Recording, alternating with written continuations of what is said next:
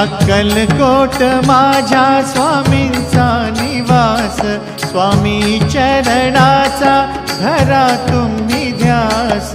अक्कलकोट माझ्या स्वामींचा निवास, स्वामी चरणांचा धरा तुम्ही ध्यास। जारे जारे सारे स्वामी दर्शनाला, स्वामी पूजनाच्या सोहळ्याला, स्वामी पूजनाच्या सोहळ्याला।